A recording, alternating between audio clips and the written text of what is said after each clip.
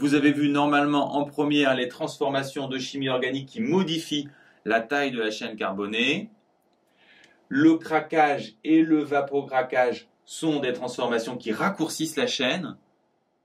La spécificité du vapocraquage, c'est d'avoir lieu en présence de vapeur d'eau et de produire uniquement des alcènes. Parmi les réactions qui rallongent la chaîne, on trouve l'alkylation qui est le contraire du craquage. On peut aussi produire une chaîne plus longue par polyaddition, dont on expliquera les principes dans quelques instants.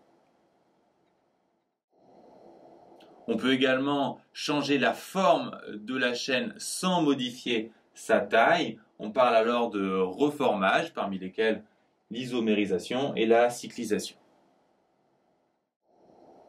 Vous avez sans doute remarqué que certaines réactions produisent des molécules de dihydrogène, ici et là également.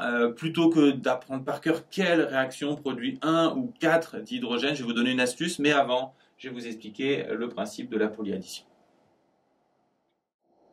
Regardons avec 3 alcènes. Dans une polyaddition, un amorçage va lancer une réaction en chaîne. L'amorçage casse cette double liaison pour former une liaison entre ces 2 alcènes. La conséquence, c'est que ce carbone ici portera 2 plus 3, 5 liaisons. Il sera donc instable. Cette double liaison va passer ici. Elle va donc raccrocher ces 2 molécules et ainsi de suite. Dans les autres réactions, pour déterminer le nombre de molécules de dihydrogène, je vous conseille d'utiliser cette astuce. Rappelez-vous, quand vous avez affaire à un alcane, sa formule générale c'est CnH2n plus 2. Pourquoi? Parce que chaque carbone porte 2 hydrogènes, sauf les 2 aux extrémités, donc plus 2.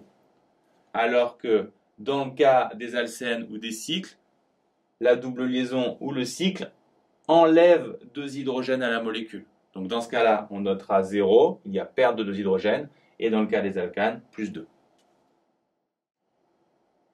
Appliquons cette méthode. Ici, on a un alcane, donc plus 2.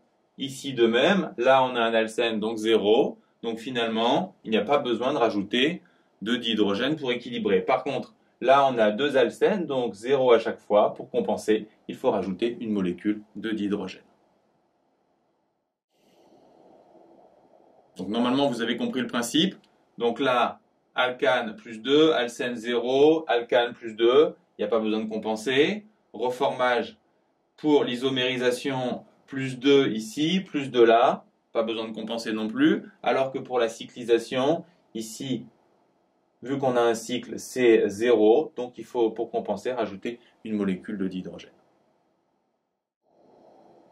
Le dernier cas est un peu plus subtil. Cette fois, on a un cycle et 3 doubles liaisons.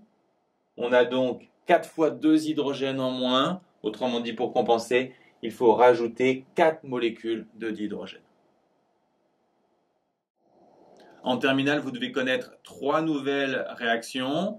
Elles modifient cette fois les groupes caractéristiques. La première, c'est la substitution. Son principe est très simple. Un groupe caractéristique en remplace un autre. En gros, pousse-toi de là que je m'y mette. Le deuxième type de réaction à connaître, ce sont les additions. Regardons un exemple. Il y a ajout d'atomes et disparition d'une double liaison. Bon, l'élimination, c'est très simple, c'est le contraire. Autrement dit, il y a ajout d'une double liaison et élimination d'atomes. En général, au bac, vous êtes interrogé sur une de ces 3 réactions.